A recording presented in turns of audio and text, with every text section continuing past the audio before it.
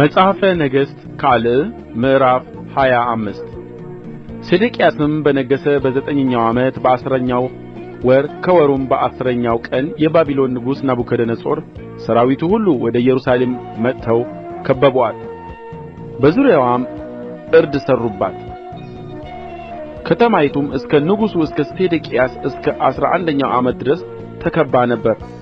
በአራተኛው ወር በዘጠኝኛው ቀን በከተማይቱ ራብ ጸንቶ ነበርና ለአገሩ ሰዎች እንጀራ ታጣ። ከተማይቱም ተሰበረች። ሰልፈኞቹም ሁሉ በሁለት ቅጥር መካከል ባለው በር ወደ ንጉሡ አትክልት በሚወስደው መንገድ በሌሊት ሸሹ። ከለዳውያንም በከተማይቱ ዙሪያ ነበሩ፣ በዓረባም መንገድ ሄዱ። የከለዳውያንም ሠራዊት ንጉሡን ተከታተሉ፣ በኢያሪኮም ሜዳ ያዙት።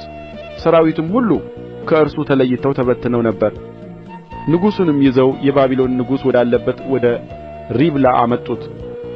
ፍርድም ፈረዱበት። የሴዴቅያስንም ልጆች በፊቱ ገደሉአቸው። የሴዴቅያስንም ዓይኖች አወጡ፣ በሰንሰለትም አሰሩት፣ ወደ ባቢሎንም ወሰዱት። በባቢሎንም ንጉሥ በናቡከደነፆር በ19ኛው ዓመት በአምስተኛው ወር ከወሩም በሰባተኛው ቀን የባቢሎን ንጉሥ ባሪያ የዘበኞቹ አለቃ ናቡዘረዳን ወደ ኢየሩሳሌም መጣ። የእግዚአብሔርንም ቤትና የንጉሡን ቤት አቃጠለ። የኢየሩሳሌምንም ቤቶች ሁሉ ታላላቆቹን ቤቶች ሁሉ በእሳት አቃጠለ። ከዘበኞቹም አለቃ ጋር የነበረው የከለዳውያን ሠራዊት ሁሉ የኢየሩሳሌምን ቅጥር ዙሪያዋን አፈረሱ። የዘበኞቹም አለቃ ናቡዘረዳን በከተማይቱ ውስጥ የቀረውን ሕዝብ ሸሽተውም ወደ ባቢሎን ንጉሥ የተጠጉትን የቀሩትንም ሕዝብ አፈለሰ። የዘበኞቹም አለቃ ከአገሩ ድሆች ወይን ተካዮችና አራሾች እንዲሆኑ አስቀረ። ከለዳውያንም በእግዚአብሔር ቤት ውስጥ የነበሩትን የናስ ዓምዶች በእግዚአብሔርም ቤት የነበሩትን መቀመጫዎችና የናስ ኵሬ ሰባበሩ። ናሱንም ወደ ባቢሎን ወሰዱ።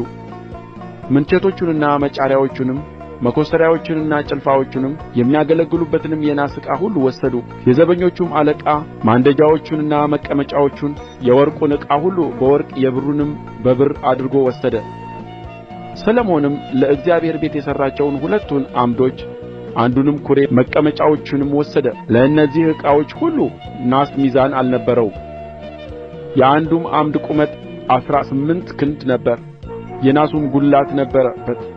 የጕልላቱም ርዝመት 3 ክንድ ነበረ። በጕልላቱም ላይ በዙሪያው የናስ መርበብና ሮማኖች ነበሩ። እንዲሁም ደግሞ በሁለተኛው ዓምድ ላይ መርበብ ነበረበት። የዘበኞቹም አለቃ ታላቁን ካህን ሠራያን፣ ሁለተኛውንም ካህን ሶፎንያስን፣ ሦስቱንም በረኞች ወሰደ።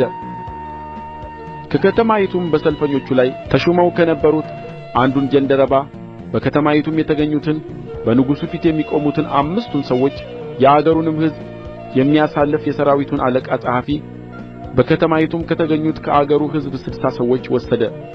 የዘበኞቹም አለቃ ናቡዘረዳን ወስዶ የባቢሎን ንጉሥ ወዳለበት ወደ ሪብላ አመጣቸው። የባቢሎንም ንጉሥ መታቸው፣ በሐማትም ምድር ባለችው በሪብላ ገደላቸው። እንዲሁ ይሁዳ ከአገሩ ተማረከ። የባቢሎንም ንጉሥ ናቡከደነፆር በይሁዳ ምድር በቀረው ሕዝብ ላይ የሳፋንን ልጅ የአኪቃምን ልጅ ጎዶልያስን አለቃ አደረገው። የጭፍሮቹም አለቆች ሁሉ የናታንያ ልጅ እስማኤል፣ የቃሬያም ልጅ ዮሐናን፣ የነጦፋዊው የተንሑሜት ልጅ ሠራይ፣ የማዕካታዊው ልጅ ያእዛንያ፣ ሰዎቻቸውም የባቢሎን ንጉሥ ጎዶልያስን እንደ ሾሙ በሰሙ ጊዜ ወደ ጎዶልያስ ወደ ምጽጳ መጡ።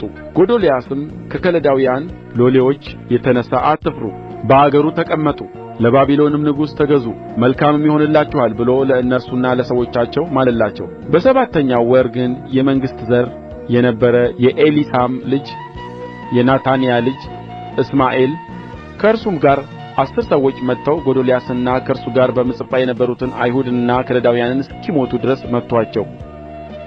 ከለዳውያንንም ፈርተው ነበርና ከታናሹ ጀምሮ እስከ ታላቁ ድረስ ሕዝቡ ሁሉ የጭፍሮቹም አለቆች ተነሥተው ወደ ግብጽ መጡ። እንዲህም ሆነ የይሁዳ ንጉሥ ዮአኪን በተማረከ በ37ኛው ዓመት በ12ኛው ወር ከወሩም በ27ኛው ቀን የባቢሎን ንጉሥ ዮርማሮዴቅ በነገሠ በአንደኛው ዓመት የይሁዳን ንጉሥ ዮአኪንን ከወህኒ አወጣው፣ በፍቅርም ተናገረው። ዙፋኑንም ከእርሱ ጋር በባቢሎን ከነበሩት ነገሥታት ዙፋን በላይ አደረገለት።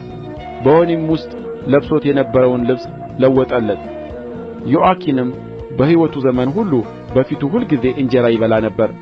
ንጉሡም በሕይወቱ ዘመን ሁሉ የዘወትር ቀለብ ዕለት ዕለት ይሰጠው ነበር።